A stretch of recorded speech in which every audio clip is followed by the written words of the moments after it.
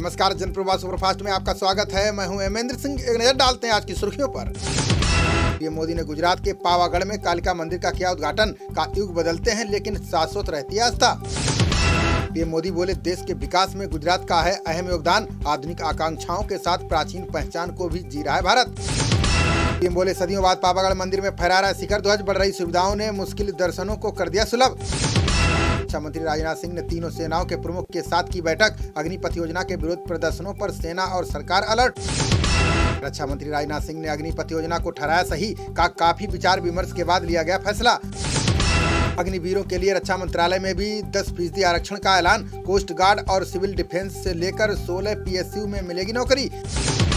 अग्निवीरों को लेकर केंद्र सरकार ने लिया एक और बड़ा फैसला। रक्षा मंत्री बोले, रिटायरमेंट के बाद मिलेगा सस्ता कर्ज। अग्निपथ योजना के खिलाफ यूपी बिहार से लेकर देश भर में उग्र प्रदर्शन।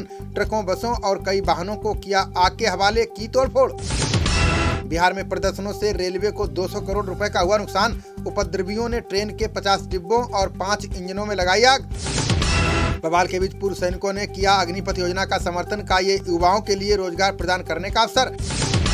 देश भर में बवाल के बीच राहुल गांधी ने पीएम मोदी पर साधा निशाना। का माफी वीर, पीएम को वापस लेनी पड़ेगी अग्निपथ योजना।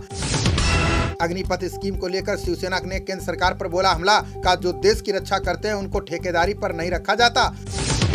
अग्निपथ योजना का विरोध कर रहे छात्रों के समर्थन में कांग्रेस रविवार को करेगी सत्याग्रह। सांसद और पदाधिकारी होंगे शामिल।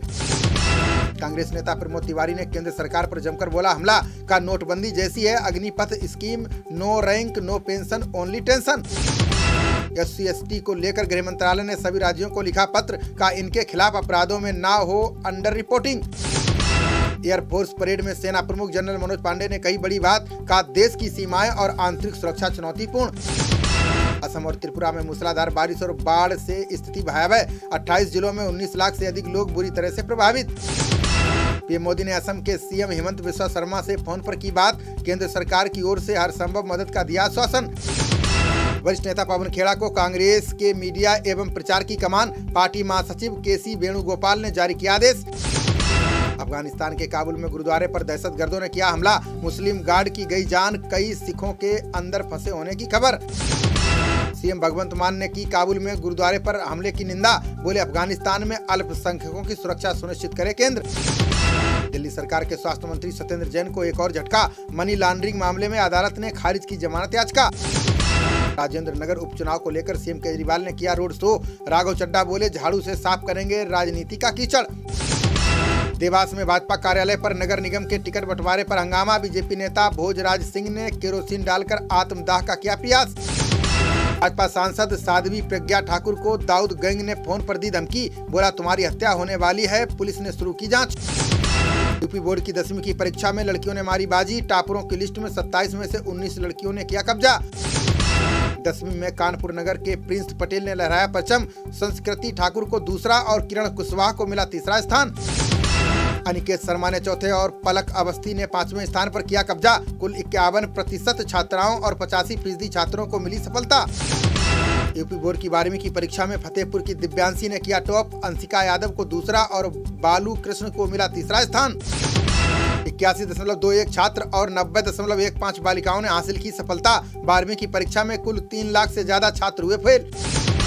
राष्ट्रीय बाल अधिकार संरक्षण आयोग ने राज्यों से किया अनुरोध। का हिंसक प्रदर्शनों में बच्चों के इस्तेमाल की हो NIA जांच। अगले सप्ताह कोलंबो का दौरा करेगा IMF का दल। सहायता कार्यक्रम पर चर्चा के लिए जताई प्रतिबद्धता। फारूक अब्दुल्ला ने राष्ट्रपति चुनाव लड़ने से किया इनकार। बोले, संयुक्त विपक्ष की ओर से पेश किए प्रस्ताव को लेता हूं वापस।